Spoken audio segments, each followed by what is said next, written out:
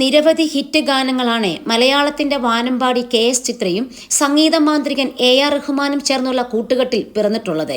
ഇപ്പോൾ റഹ്മാനെ പരിചയപ്പെട്ട കാലത്തെ ഓർമ്മകൾ പങ്കുവെക്കുകയാണ് ചിത്ര. രാജാ സാറിന്റെ ഏതേതോ എന്ന ഗാനത്തിന്റെ റെക്കോർഡിംഗ് സമയത്താണ് എ.ആർ. റഹ്മാനെ ആദ്യമായി കണ്ടുമുട്ടുന്നത്. റെക്കോർഡിങ്ങിന് മുമ്പേ രാജാ സാർ റിഹേഴ്സൽ ചെയ്യും. ഓർക്കസ്ട്രയോടൊപ്പം തന്നെയാണ് റിഹേഴ്സൽ നടത്തുക. അപ്പോൾ ദിലീപ് കീബോർഡ് ചെയ്യൂ എന്നൊക്കെ പറയുന്നത് കേട്ടിട്ടുണ്ട്. അന്ന് ദിലീപ് ആരാണെന്ന് എനിക്കറിയില്ലായിരുന്നു. റെക്കോർഡിംഗ് കഴിഞ്ഞിറങ്ങുമ്പോൾ ഒരു ചെറിയ പയ്യൻ പാൻസിന്റെ പോക്കറ്റിൽ കൈയിട്ട് കാറിൽ കയറുന്നത് കണ്ടിരുന്നു. ഇത് ആരാണ്, എന്ത് ജോലി ചെയ്യുന്നു എന്നൊക്കെ ചിന്തിച്ചിരുന്നു.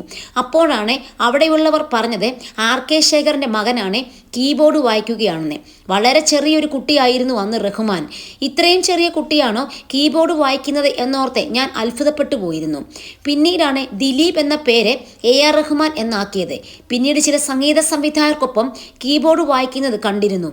പക്ഷേ ഞാനും റഹ്മാനും അന്തർമുഖരായിരുന്നു. അതുകൊണ്ട് തന്നെ അന്നൊന്നും ഞങ്ങൾ പരസ്പരം സംസാരിച്ചിരുന്നില്ല. എന്നോട് വന്ന് സംസാരിക്കുന്നവരോട് മാത്രമേ ഞാൻ സംസാരിച്ചിരുന്നുള്ളൂ. അതുകൊണ്ട് തന്നെ ഞങ്ങൾ സംസാരിച്ചിരുന്നില്ല. പിന്നീട് റോജയുടെ റെക്കോർഡിംഗ് സമയത്താണ് റഹ്മാനെ കാണുന്നത്. ഇപ്പോഴും ഞങ്ങൾ അധികം സംസാരിക്കാറില്ല. ആവശ്യമുള്ള കാര്യങ്ങൾ മാത്രമേ സംസാരിക്കാറുള്ളൂ. പക്ഷേ തൻ്റെ കൂടെ ജോലി ചെയ്യുന്ന ഓരോരുത്തരോടും വളരെ ബഹുമാനത്തോടെയാണ് റഹ്മാൻ പെരുമാറുക. എൻ്റെ ഒരുപാട് ഹിറ്റുകൾ അദ്ദേഹത്തിൻ്റെ സംഗീതത്തിൽ പിറന്നതാണെന്നും ചിത്ര പറഞ്ഞു.